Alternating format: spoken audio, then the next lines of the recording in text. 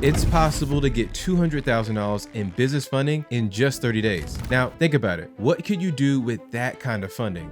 Add another truck to your fleet, hire a reliable sales team member, invest in better maintenance equipment, or launch a marketing campaign to bring in more consulting clients. It's really about taking your business to the next level. I'm going to show you more than 10 banks you can tap for business funding, how to increase a low starting limit after getting approved, and some rare data points that banks love when it comes to business credit that most people never share publicly. Now, what is credit card stacking? Credit card stacking is like a cheat code for getting business funding. It's a strategy where you apply for multiple business credit cards from different banks in a short period of time. The idea is to build up a stack of credit cards that collectively offer a big chunk of funding, sometimes even up to 6 figures. Now, here's the trick. Banks usually check one of the 3 major credit bureaus, Experian, Equifax, or TransUnion, and they do this when deciding whether to approve your application. So by strategically spreading your applications across these bureaus, you avoid having too many inquiries show up on any one report. Now, this reduces the chances of getting denied due to too many inquiries, which is a common red flag for lenders. You don't need to be a big established company to make this work. Even if you're just starting out as a new LLC or still growing your business, you can get in on this as long as your personal credit is solid. Now, here's where things really get exciting. With the right credit card stacking strategy, you can score anywhere from $50,000 to $250,000 in funding, even if you're just getting started as a new business. I know it might sound too good to be true, especially if you've heard the horror stories about how tough it can be to secure capital. But trust me, plenty of entrepreneurs, including me, have already walked this path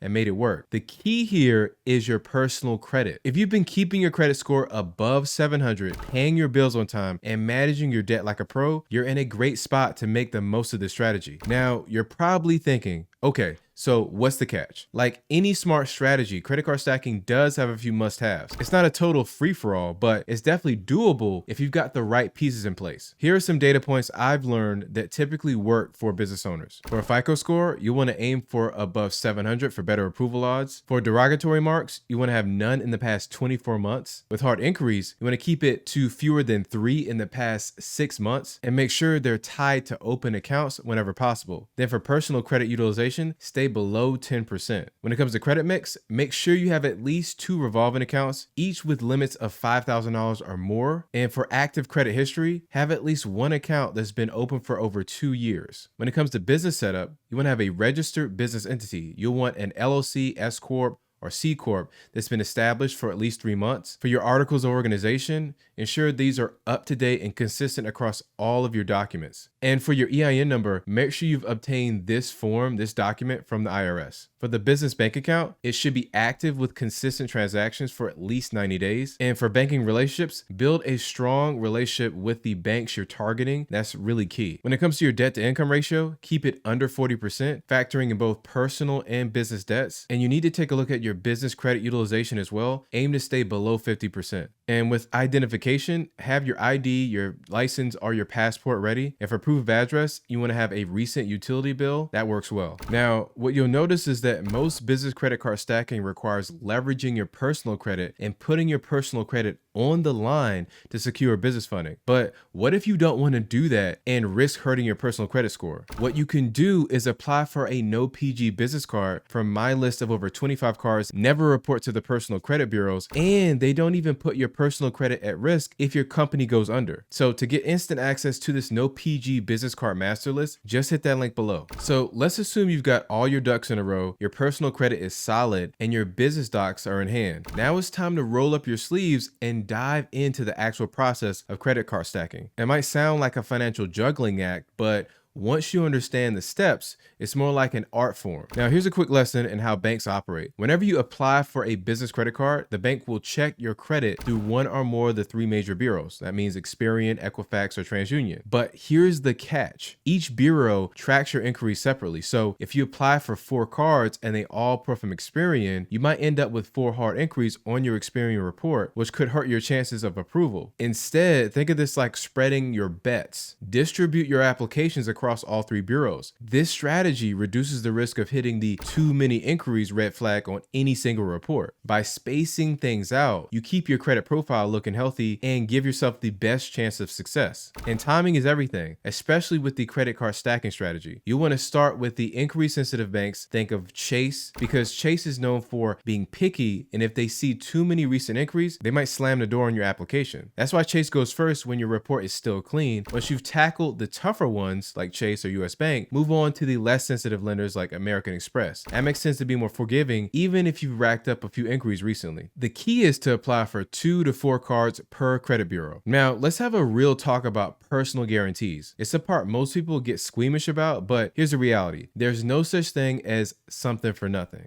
Banks want to know that you have skin in the game. Personal guarantees, or PGs, mean you're personally liable for the debt if your business can't pay it back. Without the PG, your options shrink to things like net 30 vendor accounts, fuel cards, or store cards, and that's not exactly the kind of capital that gets a business off the ground. So embrace the PG as a necessary step towards securing real funding. Now, with the basics covered, it's time to sharpen your strategy. Credit card stacking is all about being strategic and flexible. You need to plan your applications thoughtfully, anticipate potential outcomes, and be ready to adjust on the go. And by applying within a short time frame, let's say 4 weeks or a month, you minimize the overall impact of hard inquiries on your credit report. Why? Because credit bureaus often group inquiries made within a brief window as a single event, reducing the potential hit to your score. Think of this as a sprint and not a marathon. You want to get as many approvals as possible before the inquiries show up on your report and start impacting your chances. And monitoring your credit reports, keeping track of your credit is essential when you're stacking credit cards, even if it feels tedious. Free credit monitoring tools make it easier by showing changes in your credit score and new inquiries and other key details, including which credit bureau a bank pulls from when you apply. This information helps you plan your applications more effectively. For instance, imagine you recently applied for a card expecting the bank to pull from Experian, but your credit monitoring tool shows that they actually pull from TransUnion. Now you need to adjust your application sequence to compensate and maintain your strategy. Also, when you first get approved for a credit card, the limit might not be as high as you'd hope. But here's the thing, you can ask for a higher limit.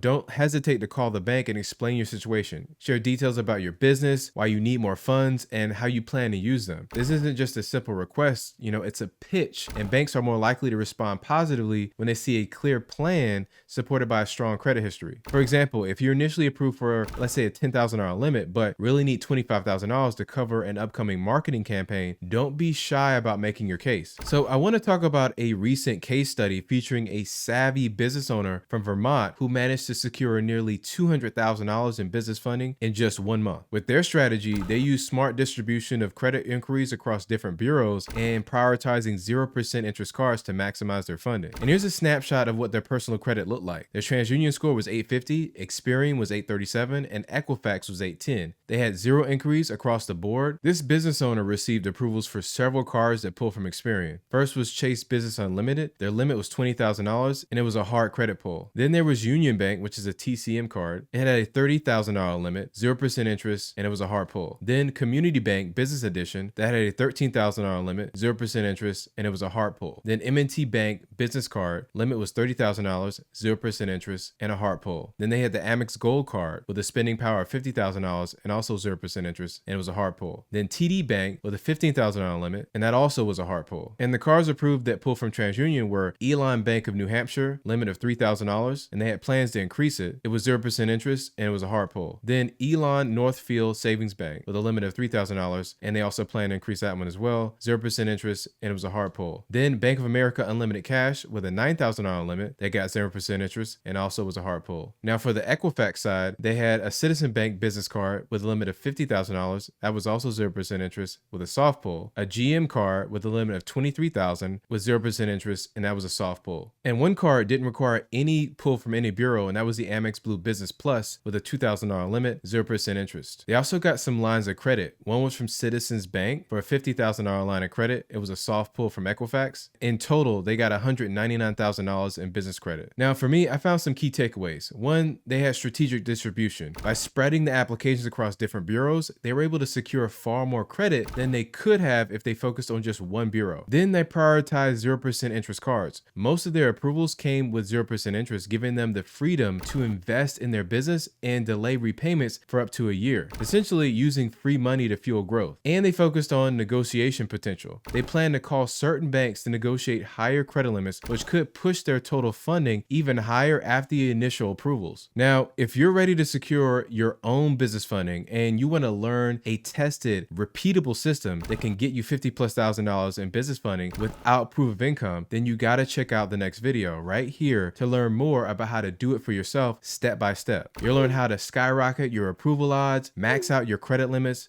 across multiple banks, create a personalized game plan that's tailor-made for your unique situation, wipe away hard inquiries fast, spot and fix every weakness in your credit profile, structure your business to appeal to lenders, master the art of applications, overcome common credit challenges like thin profiles, know exactly what to do if your application is pending, research bank data points like a pro, and find your next funding partner fast. So again, head over to the next video to learn more about it, and thank you for watching.